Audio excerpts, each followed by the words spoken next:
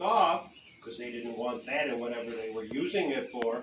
But this way, they could have ice all year long. And then the next winter, they would go and cut more ice and put it back into the ice house again. And one other thing Mrs. Voelker didn't show you, you see these two funny looking things here with the posts or the handles? Those are churns. When the farmers would milk their cows, they have a separator in the back. You would take and sometimes the ladies, if they didn't have that they weren't that wealthy, they would put the milk in pans, the cream would come to the top, they would take the cream off, they would put it in there, and then they'd have to stand there for like 3/4 of an hour, maybe an hour, just going up and down until the cream started to clot, and it would form clumps.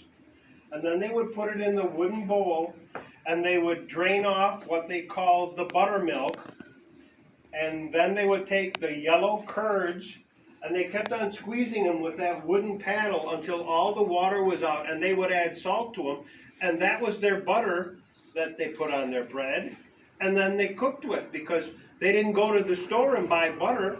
They had cows, so they had their own butter.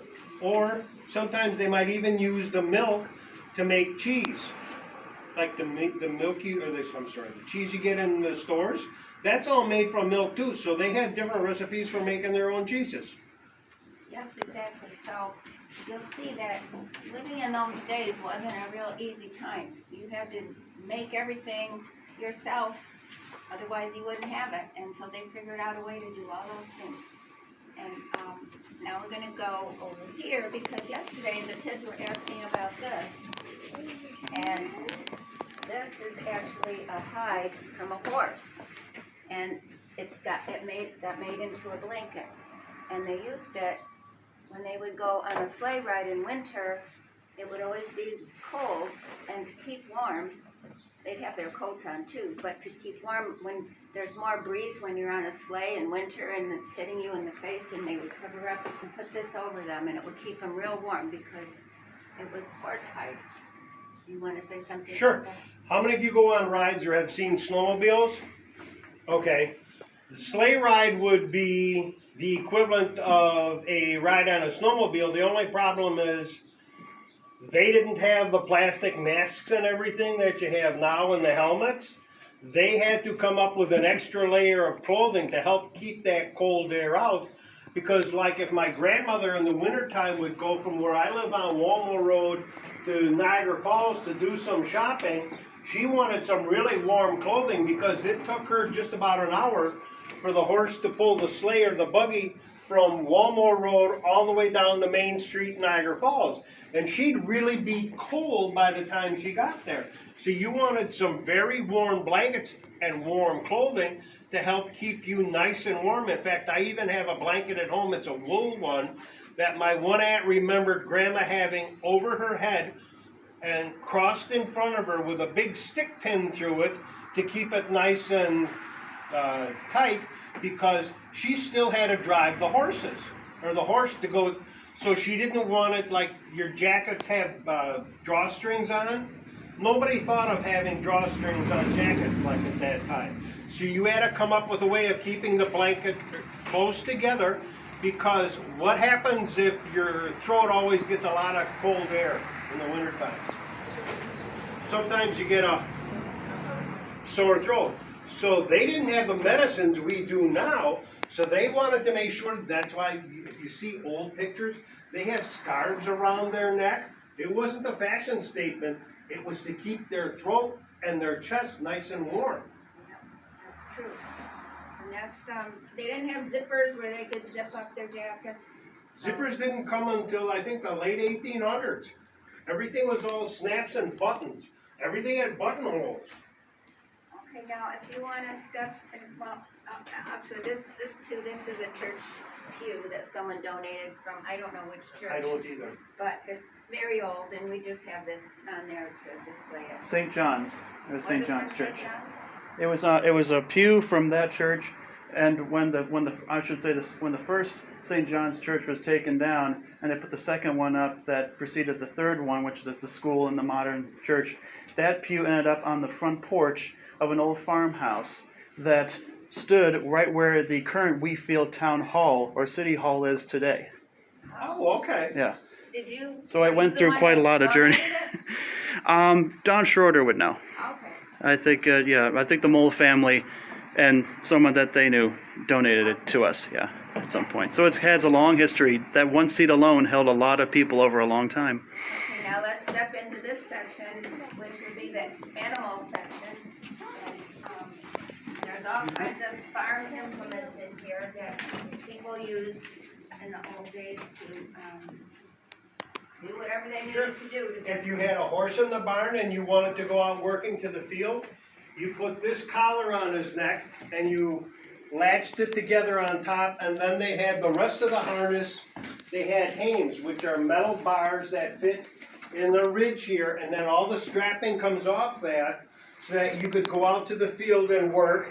And if you had a wagon, or let's say you had a plow, this would be hooked up to the plow, and then the horse's harness had leather straps on the side with little metal chains, and the metal chains would be hooked into those little metal hooks so that when you stood behind the horse with the reins and you said, get up, he would go forward and he would pull whatever you had.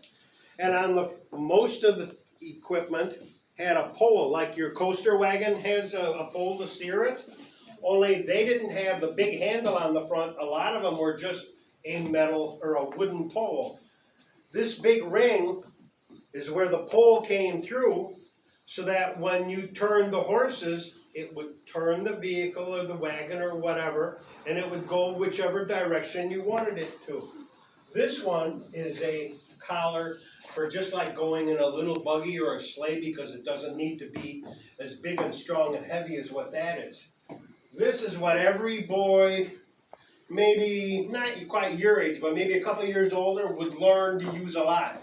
This is called the buck saw. And this is how you sawed logs and smaller limbs to make wood for, because you needed wood for the kitchen stove. And if you had a parlor stove to make extra heat in the house, because they didn't have oil, they didn't have gas, they didn't have electricity. The only things they had to burn to keep warm were wood, and if they had the money to buy it, they bought coal. And you would start the wood fire, and when that got hot, you'd put some lumps of coal on it, and then that would burn. But you needed wood to start it and get it going. Here are some, these are, what do you think these are? Go ahead. That's right. And do you have any idea why they got a big a big metal band on them? Okay, the roads were really rough. They were mud, they were grass, they were rock, they were gravel. If they put a leather band around it, the wooden tire would last much longer. If this was just wood, when they would go over a bunch of rocks, eventually it would chip the wood, and then the wood would fall apart and the wheel would be shot.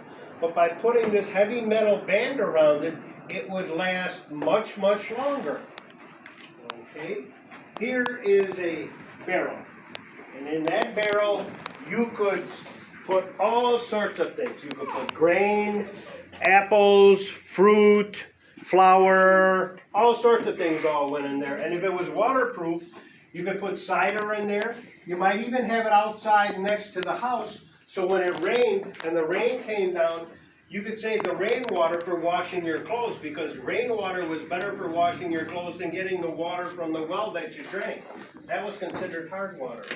Okay. You could also hide in there, couldn't you? I couldn't, but these guys could. I Yeah, think but that would be a good hiding place if you were playing hide and seek, especially unless it was full of something. Exactly. Yeah. And after a while, they'd figure out where you were. Okay. In the back corner, you see that thing with the round tub on top? That is what they call a separator that I mentioned before when we talked about making butter. You would pour the milk in there, and there's that wooden thing that sticks out. That's a handle. That's a crank. And right below it are two little funny shaped pieces of metal that bend down. They look like a J, only not totally complete with the curve. One of those is where the cream would come out of, and the other one is where the separator milk would come out of. The cream is what you would literally let sour because you wanted it to sour because then it would make butter faster. Okay, then there's a, back up a little please. And here's another, this is this wooden box right here is another butter churn. You would pour the milk in there, and there's paddles in there. You can see the paddles. Go ahead if you want to look at it. Come on guys, back up, give everybody a chance. And that would be turned, because here's the crank on this side. And then as you kept on turning it and turning it and turning it, that would stir the milk the cream all around, and it would clot. Sometimes would kids have that job too? Oh yeah.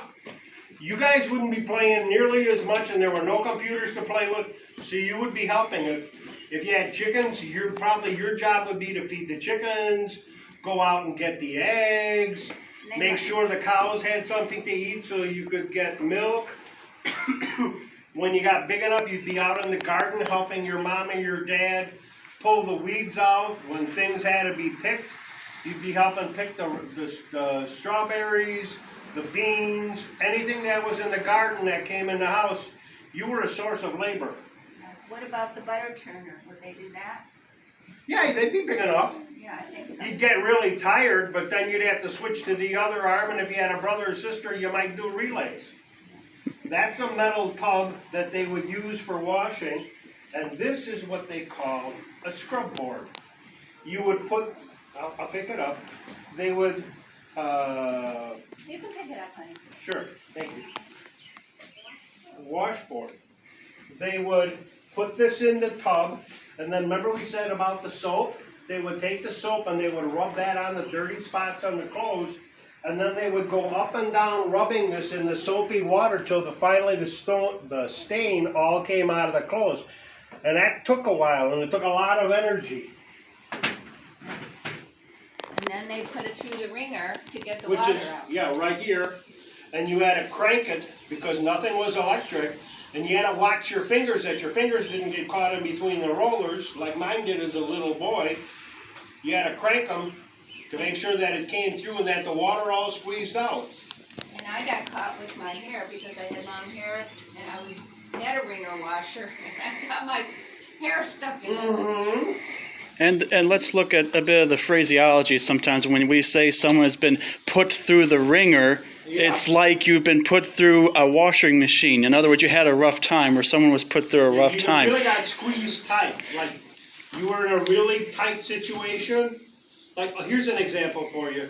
You find out when you come to school today that you got 2 tests and you didn't know about it. You're in the ringer because all of a sudden it's like, I didn't study for them, and I got 2 of them. Or if you have an ongoing problem, and you say this person or this situation is like a millstone around my neck, or something like that. That referred to the kind of stoneware that was used to grind wheat and so forth into finer material to make bread and so forth. And it was always holding you to one side. Exactly. So there's we still use those phrases. About 3 or 4 minutes. Okay. These are jugs that were used for holding anything from like vinegar to cider to wine, maybe kerosene if you went to the store to buy kerosene so you had it for the lamp. What do you think this big wooden thing is? The lady in red. Is it for like... It would, when it would be used, it would be like this. It would be turned 90 degrees. Go ahead. For horses? You're close. Not horses, but for oxen. This is what they call an ox yoke. And these round things would come out, and the top of the ox's neck would fit in here, and then these round hoops would come up, and there'd be little holes that would go through them so they didn't fall down. And whatever the ox was hooked up to, the chain would go through there. And these are really nice and smooth and polished because what happens when you get a blister on your foot? How does it feel? Either one of you. What happens when you get a blister on your foot? What? It hurts. Exactly. And so if the ox got a blister on his neck, he wouldn't work that hard because it would always hurt.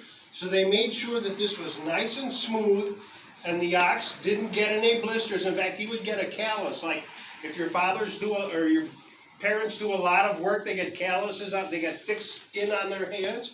They would get thicker skin on their neck, and it wouldn't bother them any. This little funny looking crank thing right there is a seeder. You would put the seed in the bag, and you'd walk up and down the fields cranking it. Yes? What's that? Oh, that statue? That was something that somebody donated, and we don't know what it is. We think it's maybe Jesus, or else it's one of the apostles reading from a book. Or maybe an angel. An angel? That could be. That could be. We're still trying to figure it out. Your guess is as good as anybody else's, young man. Thank you.